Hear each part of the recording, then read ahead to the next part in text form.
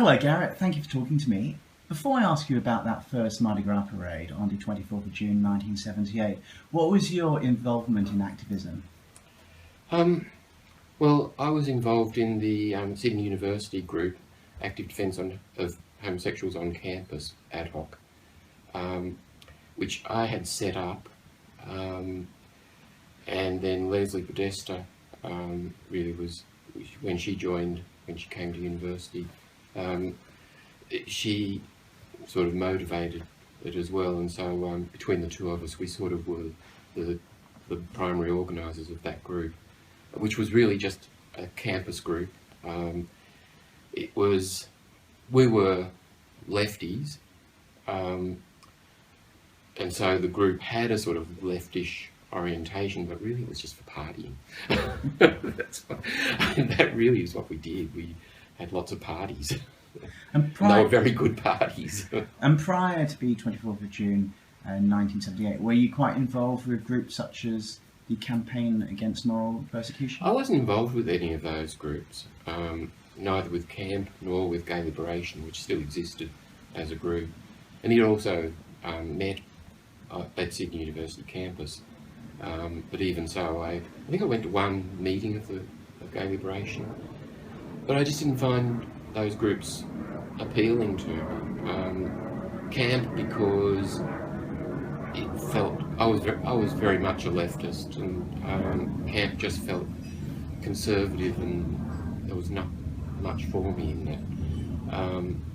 And Gay Liberation, I don't know, it just didn't feel right. It just didn't feel right, so I just never went back. And prior to the 24th of June 1978, had you been to many protests? Lots, but do you mean gay-specific ones? Yes. Yes. I honestly don't remember going to any. If there had been any, I would have gone to them. I came out, I guess, I don't remember when, probably 74, maybe 75. I don't remember there being gay-specific protests, but there may very well have been. I went to a lot of protests. And on the 24th of June 1978, were you involved in the organisation of the events of that day? Yes. What happened was that earlier in the year, Ken Davis, who was also involved in ad hoc, came to me because he'd received a letter from the people in San Francisco asking for people around the world to have demonstrations, activities, whatever, in solidarity with them on that day. And he showed me the letter and asked whether he thought that we should do something about it, and whether he thought whatever. And I said, yeah, that sounds like a sensible thing that we should do, but ad hoc is just a Sydney University group, and probably we should be talking to other people about it. And I think he said to me at the time that he knew that CAMP had received the same letter.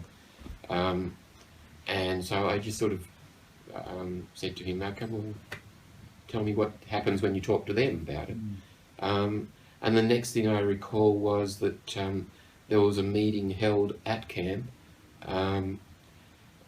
and people from a few different organisations had been invited, and among those was ad hoc.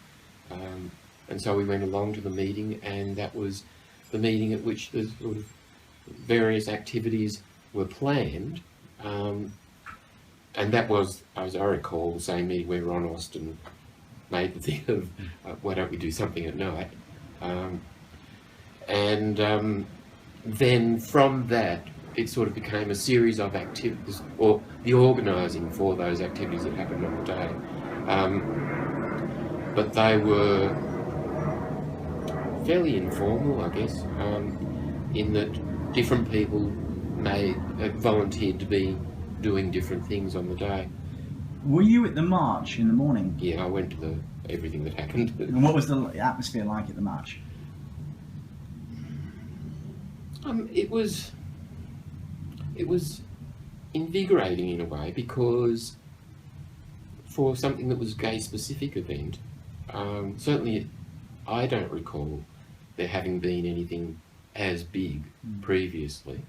And I think a lot of people felt that this was something different because it was large. But in terms of what was actually happening, it was much like any other protest, demonstration, rally. It wasn't that there was anything different happening to what would have been in the case of these other ones, but just the size, the fact that there were so many people there for something that was about gay issues. You know what sort of figures? I don't know. It was just that it was big. And what were the main issues? Do you remember? I don't know, really. I don't know that it was specified in that way. I mean, it was just about gay rights. I would guarantee that somebody would say, "Oh yes, but we had these specific demands all spelled out." I don't remember them, and I'm not sure that many people actually would. And was the there... organisers, whoever was actually doing the organising of the rally part of the day, they may very well have thought that they'd done that. And was there a meeting at Paddington Town Hall later that day? Do you remember? No, that wasn't that day. Oh, sorry. Yes, there was. I thought you were referring to a meeting, but it wasn't a meeting. It was a forum, and that was actually what Leslie and I had volunteered to do. Because one of the things that we'd sort of said at the beginning was, well, maybe we could have an open forum where we talk about gay rights and the international movement and what's going on around the world. And so that's what we volunteered to do. And it happened at Paddington Town Hall. And there were, I can't remember how many people, but it was a large meeting. There were quite a few people there for what was essentially just a forum. And there was a lot of good discussion going on, that I recall. I can't remember who else spoke. I remember that Leslie spoke, but I can't remember who else did. It might have been Angelo Rosas, actually. And that day, it was to do with was it the International Day of Gay Solidarity? Yeah. Did it have any connection to the Stonewall riots at all? It did, in that it was commemorating that date, and so I guess it was the 9th anniversary. But the motivation for it was because of the, what was her name? Anita Bryant. The country singer. Yeah, in the US, and her campaign, I can't remember what her campaign was about, but it was essentially a very anti-gay movement. And that was the motivation for the letter from San Francisco. So there was this sense of international solidarity as part of the rationale for the whole series of events for the day. And that evening, you all gathered at Taylor Square around 10:30. What was the atmosphere like? Well, it probably needs a little bit of background to explain that, because from my perspective, the Day of Solidarity, the events that were sort of the solidarity events, were the morning march and the afternoon forum. The nighttime parade, when Ron had suggested that, I sort of thought, oh, that sounds like fun. It sounds like a good thing to do. Now, I had no involvement in the gay scene at all. I was just a university campus activist, so I sort of poo-pooed the whole gay scene there. So I had no knowledge of Darlinghurst and the Oxford Street scene and all of that, but nonetheless it sounded like a fun thing to do. And our group, Ad Hoc, enjoyed parties. So a lot of us from Sydney University, from the Ad Hoc group, were going along on the basis of it being a sort of let's have fun and dance down Oxford Street sort of thing. It's like a carnival. It really was for us. That's what we were going along and expecting. And when we arrived at Taylor Square, I think it was 10 o'clock was the start, which seems pretty extraordinary now. So when we arrived, there were a lot of people there, you know, several hundred, but it was bitterly cold. It was June winter. Exactly, at night. But nonetheless, a lot of it had gone along with various kinds of costume type thing, and we were going along just to have a bit of fun. We didn't really expect it. We didn't even expect it to be of any political moment, really. So that was the atmosphere for us, was here we are, isn't this fun? And here we go off skipping down the street sort of thing. And at that point on Turner Square, were there many police, do you remember? I do vaguely recall that there may have been a couple of police around, but didn't... There no wasn't incidents? Yeah, there was certainly no incidents, and it didn't feel dangerous in any way to me. How many trucks or floats were there? There was only the one. I wouldn't call it a float. Just a truck? It was the truck. That was the flatbed truck that Lance, I think, had hired. He was driving it down the street up the front of us, and it had loudspeakers on there so that it was playing music to which we were all skipping down the street. Do you remember any of the music played? I remember singing "If You're Glad to Be Gay," which was a song by Tom Robinson. That's it, Tom Robinson. And I think there was another one. Was it "Ode to a Gym Teacher"? That's right. It was "Ode to a Gym Meg Teacher." Yeah, that's right. Yeah, there were a couple of others as well. I don't remember the specific songs. I do remember the singing "If You're Glad to Be Gay." And as you went down Oxford Street, did more people come and join the parade? Yes, they did. And that was a revelation for me. I say that because I was a lefty who poo-pooed the whole gay scene as basically sort of like capitalist and all this sort of rubbish. And so, for me, people coming out of those bars and into the street to join the parade was sort of not what I'd expected, because I had very negative impressions of the scene. Because there was a divide, wasn't there, between the commercial scene and the activism? Absolutely, there was, and I was part of that. Highly, people who were highly critical of the scene as being something that was completely unhelpful. Was there much of a gay press back then? Well, Campaign existed. Star Observer didn't exist until the following year, I think. Was Campaign quite political, or was it more commercial? It was commercial, mostly commercial, but it had political content. But a lot of the left activists certainly were critical of Campaign as being relatively conservative. I didn't really see it that way.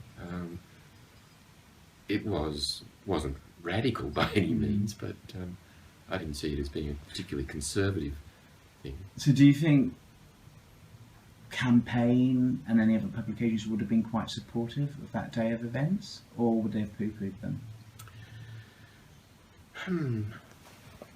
I don't remember them. I don't remember Campaign saying anything about the events prior to the events. After the events, there was a lot of... What I was going to say about Campaign was that it actually... The events of that day did seem to me to push Campaign to become more radical, in the sense of being much more overtly political. That certainly seemed to me to be the case, that for the next little while after those events, Campaign was certainly very strongly taking a position. There was a lot of debate about the appropriateness of various things, but nonetheless, I think the Campaign shifted quite a bit, and as did the community as a whole. So you were going down Oxford Street, and people came out of the bars and into the streets, and you headed towards Hyde Park. And at what point did trouble start? Yeah. Well, basically, as far as I can tell, as far as I can recall, the trouble started once we turned into College Street and were about to go into Hyde Park, and that's when the police started to be harassing and trying to make the move on taking the truck and getting Lance out of the truck. People say that there was harassment and intimidation going on as we went down the street. I didn't feel that, but that's probably because I wasn't really taking any notice. I was really just dancing down the street with my friends. So at that stage, there hadn't been any previous incidents with the police? Not that I noticed. And then was there a big police presence going down Oxford Street, or were they mainly around Hyde Park, College Street? My recollection was that there was more of a presence when we got down there. And was there a permit? As I understood it, there was a permit, yes. And the permit, as I understood it, was that for that from Taylor Square down to Hyde Park, and to go into Hyde Park and to have some speeches and things at the end. Did those speeches take place at all? No, they didn't, because once the police started to take action against the truck, then that created a lot of tension. People started to resist. People were trying to protect Lance. And I can't remember exactly what was the point at which it happened, but there was essentially a point at which the crowd, and probably inspired by a few people, but certainly the crowd as a whole, made the decision, we will continue on and we'll go to the cross. Had the police just tried to get Lance out of the truck, or had they tried to arrest him as well? Do you know? Well, I think it was hard to tell from where I was as to what they were actually trying to do. But they were certainly trying to take Lance, whatever. And when the paraders went down William Street, was it because they wanted to keep partying, or was it an act of defiance? It was absolutely an act of defiance. It was a complete turnaround at that point. Once the police had made those moves in College Street, the mood of the crowd completely changed. I mean, it may have already been the case that some people were already feeling intimidated and already feeling, but for me and the people that I was with, we had just been enjoying ourselves as we danced down the street. When those things happened in College Street, then we were suddenly angered and encouraged to take action. So did you go down William Street then?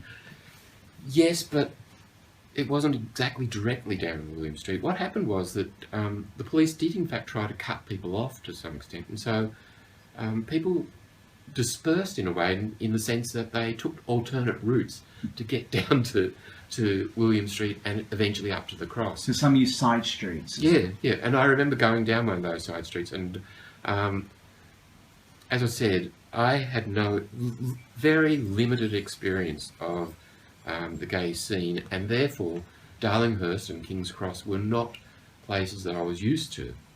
So I didn't know my way around there. I think it was Craig Johnson that I was with, and he took me around. It may have been Craig, may have been somebody else, but took me around back streets to get back to William Street. So you got to William Street and you walked towards Darlinghurst Road? I wouldn't say walked. Well, people were running. Running, really? Yes. Oh. Certainly I was, and the people that I was with were running. What were you running away from or running to? Both. We were running away from that place where the police were clearly taking action and trying to attack, but not really attack, just as much as disrupt what we were doing. So running away from that place to be able to be in another place where we could be more visible and make our presence known more forcefully. So you were going down William Street and you were running? We're running away and to. So we were running to King's Cross, to Darlinghurst Road and King's Cross. Not that I knew Darlinghurst Road and King's Cross at the time, but I knew that we were running to somewhere where we could make a stand. And to our thinking, make a stand in a way that would be safer from the police.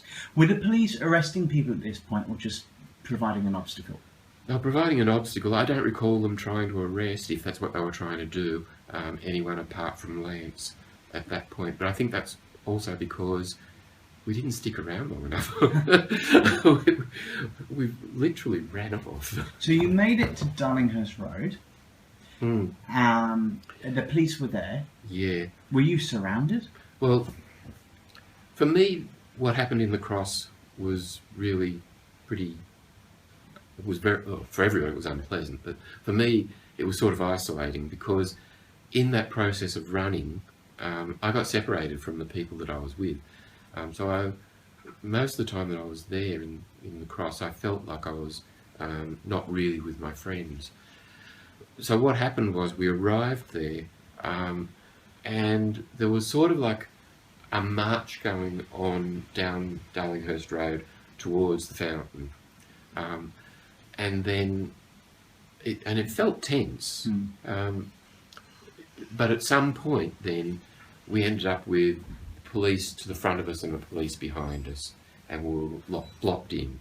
And it became very frightening. Did the police give you a warning to disperse or anything? Certainly not that I'd heard. Certainly not that I'd heard. And at what point did you see arrests taking place? So I was moving back with the crowd away from the fountain, and so that meant that I was moving towards the police that were at the other end blocking us, and it was there that I started to see arrests and the incredible violence from the police. Do you think they were wanting a fight? The police, that is? I do. But the tactics themselves point to that, because they'd surrounded us, they blocked us off at both ends. So what could we do? But what were they doing? Were they physically, with their fist beating people, using their batons, or do you remember? I don't remember batons. I certainly remember fists. Was there any homophobic language, abuse used? Do you remember? I don't remember that. That doesn't mean there wasn't, but I don't remember that. But then I don't remember a lot of words, clear words, just a lot of screaming and shouting, a lot of noise. And what do you think their motives were? Was it because you were gay and lesbian, or because you were challenging authority? I think it was more about challenging authority myself.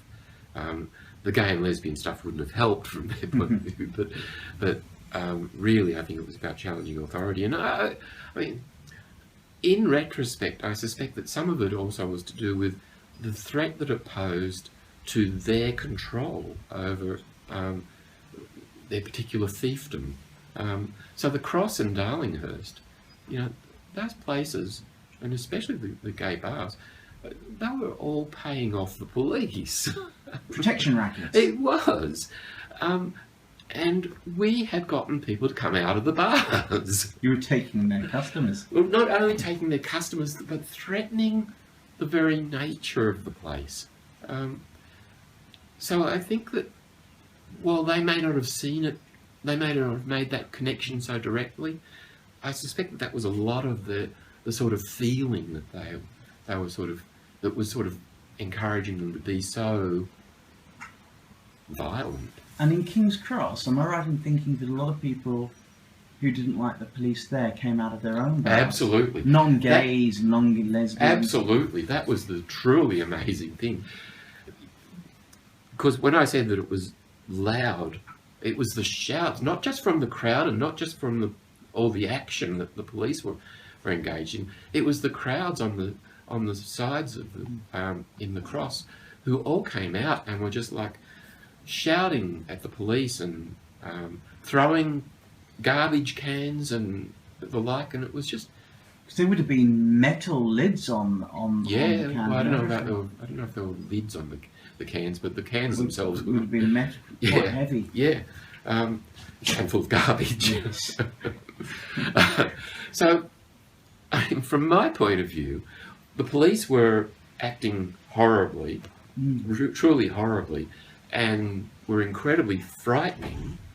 but I was also frightened of the crowd as well, because I had no idea of these people, and while they were being incredibly hostile to the police and therefore also seemingly on my side, nonetheless what they were doing felt equally violent. How did you feel at this point? Were you angry? Were you scared? I was scared. I was scared. Were you arrested at all? No, I wasn't arrested. Were you assaulted? No, I was jostled, I guess. Were you in the centre of it all, on the side? I was more to the side because I'd gotten separated from my friends and stuff, and so, but you know, it was no more than like 30 feet away or so from where the paddy wagons were and a lot of the activity was happening. And you could see people being dragged in? Absolutely, yeah. And could you see any blood? I did see blood, yeah.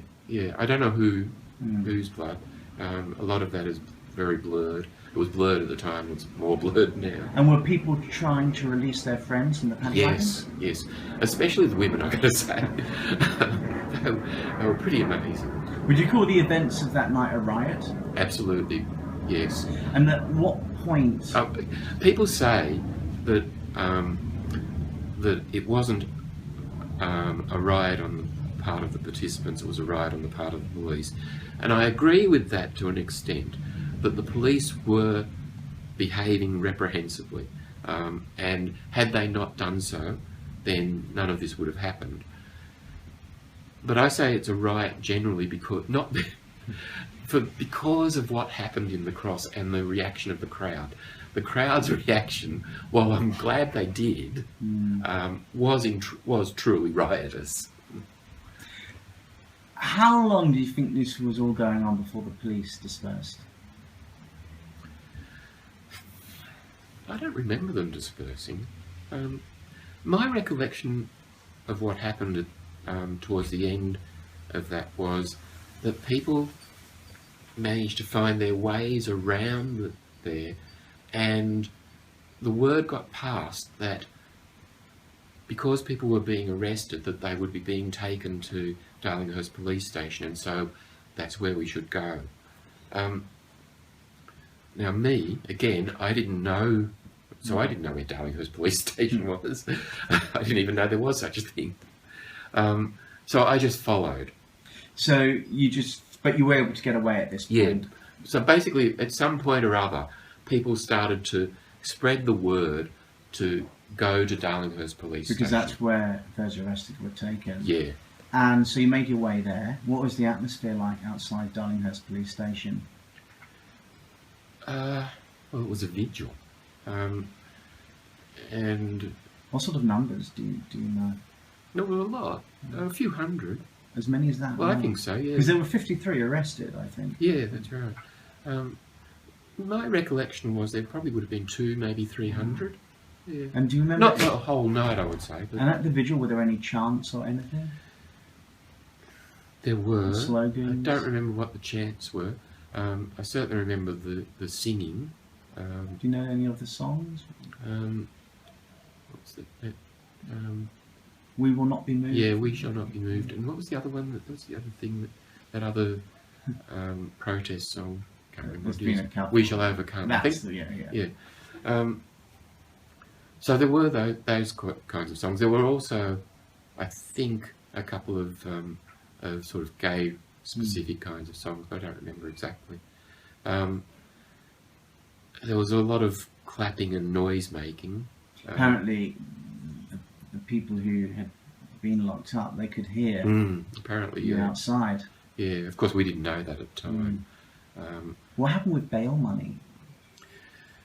Yeah, I wasn't involved with that, but my understanding was that some people had made plans for bail, and they came along but it wasn't enough, and so they had to go out and find other ways of getting bail money. And I understand a doctor came to visit them. Yeah, as well. that was Jim Walker.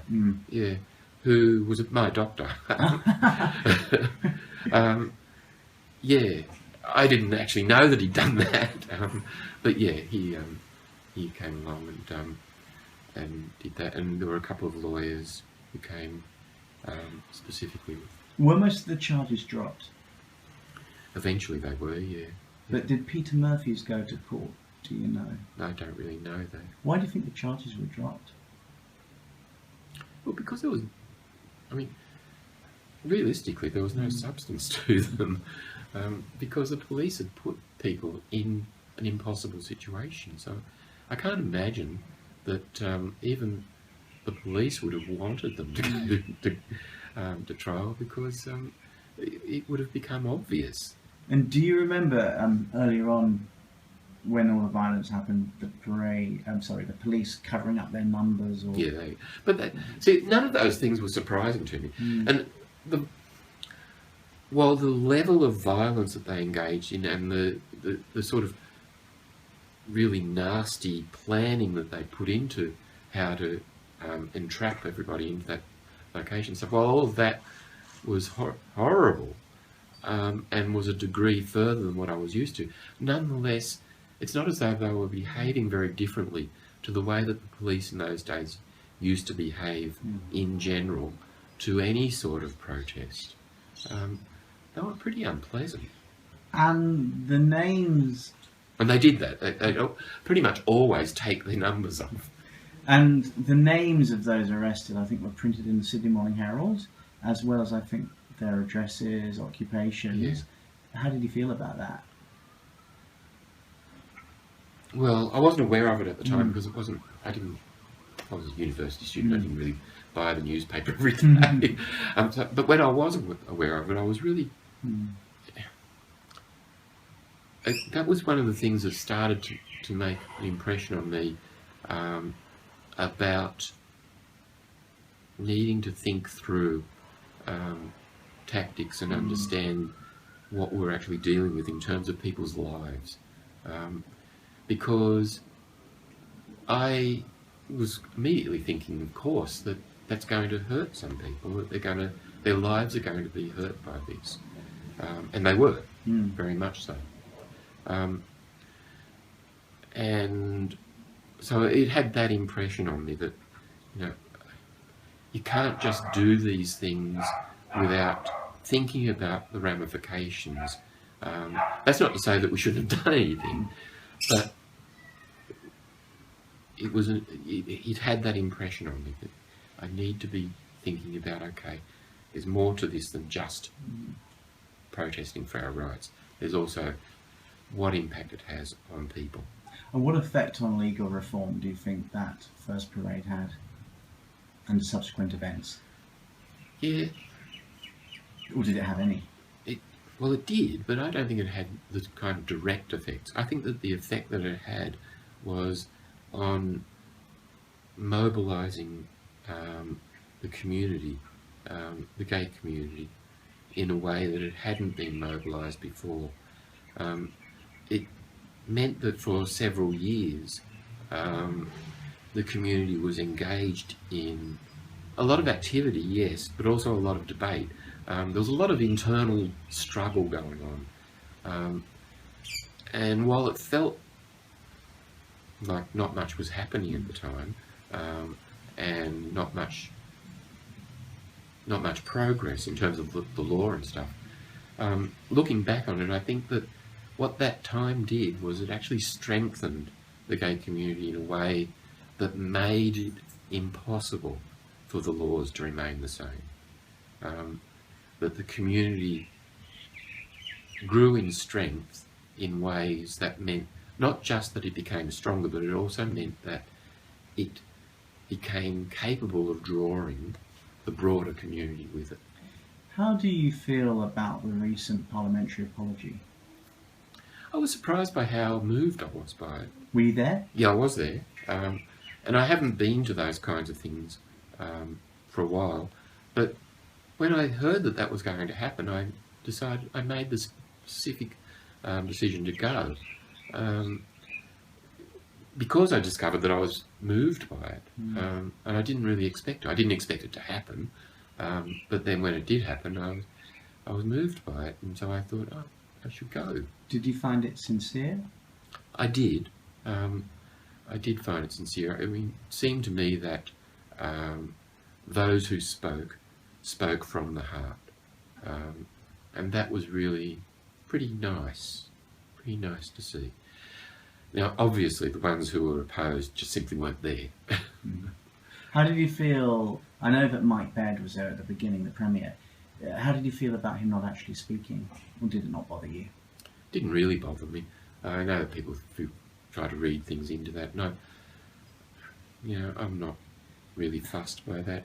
Does it go far enough, or is it at least the first step? It's the first step. Nothing goes far enough. It's always possible to say there's more to be done. What would you like to be done? In terms of apologies? In terms of apologies. At the moment, in terms of a parliamentary apology. Beyond the apology that we've got, should there be further restitution, compensation? I would say no, but then I think of some individuals like Peter Murphy and stuff, and think of the suffering and pain that they went through, and maybe there should be. What about the Fairfax apology that took place? Yeah, that was... People are really critical of it, and I can understand that, because it was so qualified by the excuse that was the done thing, which it wasn't. But it was a move, and so I think it's appropriate to acknowledge that it was a move, that they took the step to do that. They should, of course, have an unreserved apology, but I'm not really fussed. And what about a police apology? Yeah, ultimately I think that should be the case. I think that my feeling is that you couldn't really have expected there to be a police apology until you had some sort of governmental apology, because they're an arm of the government. So I think that was unrealistic to expect that they would have apologised at the same time or immediately thereafter. But I do think they should.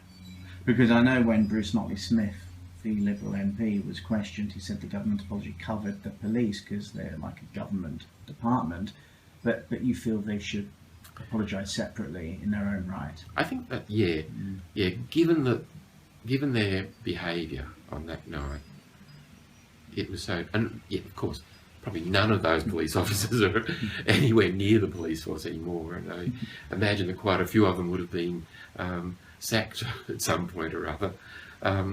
But as a lot of them I would have assumed would be corrupt.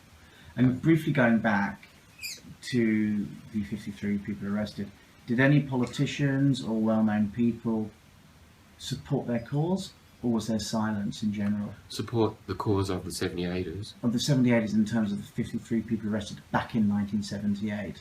When they were arrested, did any politicians back then or well-known people come out on their behalf? Yes. Or was there silence? My recollection is silence. But I know that there were a few parliamentarians at the time who may have spoken out, but I don't recall them doing so. But I do know that there were a few who were very supportive at that time. How do you feel about Mardi Gras now? I think that Mardi Gras now is a fantastic institution, really. I worry about its long-term survival, and particularly I worry about its long-term survival as a gay and lesbian event. But do I think it's overly commercialised? Not really, because it's a huge event. It needs to be able to sustain itself, and the government's not going to hand out the money that's going to cover all the costs. How would you improve it? What advice would you give to the organisers? To make sure there's some seating for us old people. I don't like the parade seating at the moment because the seating is there's no dedicated seats. You have to get there in time and compete for the seats. I just think we need to have a place where you can be sure that you've got a seat. Do you parade with the 78ers? I don't. Do you take part or do you observe at the moment? Most of the time I observe. This year I'm going to be in the parade. It's because the Kirby Institute where I work has it's the 30th anniversary, and so there'll be an entry in the parade from the Kirby Institute. But have you paraded since 1978? Absolutely, yes, I have. And a few how times. do you feel knowing you were at that first parade when you've marched each year after? The only time when that's been, something that I've really thought about was on the 20th anniversary when I was with the very large contingent of 78ers that year. Then I was certainly conscious of it and felt that. Other times I'm more thinking about what it is that I'm doing. Because we're coming up in a couple of years to the 40th anniversary. Do you think you'll have similar feelings? Possibly. It depends on whether or not there's a 78ers type event happens, and whether the 78ers that were and are my friends participate in that. If not, then I probably won't feel it. The media is very supportive of Mardi Gras these days. Following the 1978 Mardi Gras parade, was the gay press supportive of those who'd been arrested or who had taken part in that parade, or was it critical of the police violence? It was both of those things, really. It was for and against in a way. There was a lot of argument back and forth about whether or not people did the right thing, whether or not the police did the right thing. Although even for the more conservative press, that they were critical of the police too. But there was a lot of contention about those kinds within of the limit. Yeah, I'm talking about the gay press. Yeah. But yeah, there was a lot of discussion back and forth. But I think that was healthy in the long run. That was part of that whole thing of the community needing to debate things out and get a clearer sense of purpose for itself. And that's still ongoing to an Absolutely is, yes. People say about the community that there's no gay community, but they've said that for 30, 40 years. And I've always said that a community where there is no debate and no discussion and no division is not a community. A community has to be vibrant, and in order to be vibrant, it has to have disagreements. And one of the messages of those early parades and protests was liberation, gay liberation. One of the messages we often have now is one of equality, marriage equality being one of the issues. Can they go hand in hand, or are they contradictions, liberation and equality? I don't think they're contradictions, but one certainly gets in the way of the other. Do you think often the activists of today are very keen to assimilate, whereas in the past they wanted to show that gay identity? We are gay, we're outlaws, but we are who we are. Yeah, I absolutely feel that. Is that problematic? Well, I think it's problematic. Ultimately, the equality stuff will bring about equality. And that's all very well, that's nice. But it will leave the basic issues unresolved. Because what do you want to be equal with? Do you want to be equal with the status quo? Now, I would argue that most of us don't in fact want that. But I guess in order to sort of reveal that fact, in order for people to recognise that equality doesn't actually solve the problems, they have to get the equality first. What advice do you have for the young activists of today? For the young activist or the young gay man? The activists, the ones who are going out there in the parades, at the protests now. Are they doing it right? Are they doing it wrongly? What more could they do? Well, they must be doing something right, because things are improving. It's, the world is a very different place to what it was in 1978, or at least the Australian part of the world. Things have improved enormously, no matter how critical you may want to be on. And so I can't really say that they're doing it wrong. I wouldn't have prioritised marriage. I think marriage is a patriarchal capitalist institution. But it does seem to engender a lot of discussion and debate. that's fair enough. That's good. What about, you briefly mentioned it, what about young gay people coming out today? What advice do you have for them?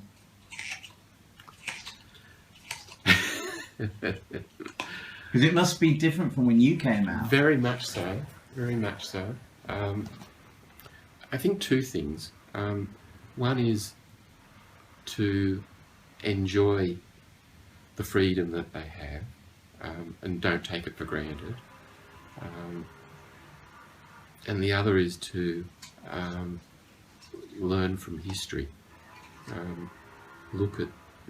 Try to find out as much about how it got to this point that they can enjoy the freedoms that they have,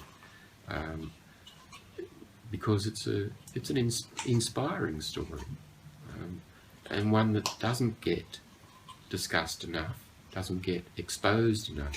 And I've got to say, when I do get the chance to talk to young gay men, mostly, I don't find them disinterested. I find them very interested in that. They just don't have access to it most of the time. So I don't think we can blame them for not knowing it, because if they had the chance, they would. So how can we make history and what happened more accessible to young people? Yeah, so I've thought about this quite a lot, and apart from things like this, it's really hard for me to think of ways that could happen. But I have spoken about this quite a few times in the past, where, at least for gay men, I presume it was the case for lesbians as well, but in the past there was an auntie system, and what that meant was that older gay men would take younger gay men under their wing as they were coming into the scene, and they basically would give them information, but more just take care of them in the sense of helping them to learn how to be and live gay. And that doesn't happen anymore. And I think that while it was incredibly useful, I think, for younger men to be exposed to that information, that support, and maybe younger men don't necessarily need that these days, I don't know, but they did then. But the other side of what it means for that system to no longer apply is that it seems to me that there's no real place for older gay men in that. And so there's no automatic coming together of older and younger gay men. And again, this may have also been the case for lesbians, and I would assume that the same issue comes up now for lesbians. But it seems to me like there's more of a disconnect between the generations than there used to be in the past. If there was a way to be able to make that connection more tangible between older and younger, I think that would be enormously helpful. Garrett, thank you very much. Thank you.